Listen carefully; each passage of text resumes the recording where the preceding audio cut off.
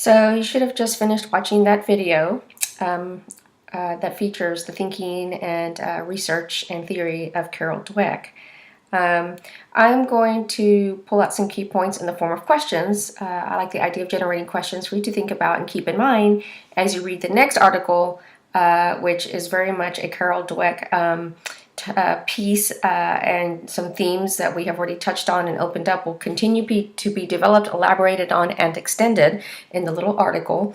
But here's some questions that I'm hoping have come up for you in your mind. What exactly does she mean by growth mindset when it comes to learning and knowing? What exactly does she mean by fixed mindset when it comes to learning and knowing? Which mindset do I have? Can you have a different mindset with respect to different subjects, perhaps? How might these concepts of growth and fixed mindset apply to me as a college student, apply to me as Dr. F student, apply to my kid in kindergarten, apply to my son at university or in a vocational program? What does she mean by luxuriating in the power of yet? What does she mean by reference when she says that some students are gripped by the tyranny of yet? These are very strong words. What do you think she means by that, given the themes that we've developed so far? What does she mean when she says, she talks about the brain being on fire? What would it mean for your brain to be on fire with the power of yet? And then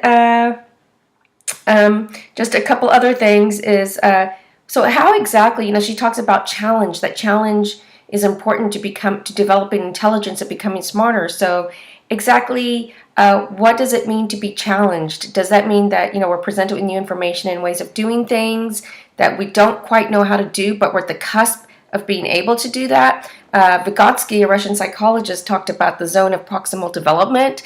And that's the idea where you're at, maybe you've achieved level A with respect to some competence, and you're ready to go to level B. So level A, this is where you're at now, and here's level B.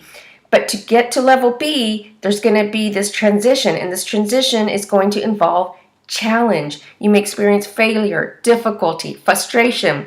Getting from A to B, right, may not be easy, but you get to B by experiencing some challenge, some complexity.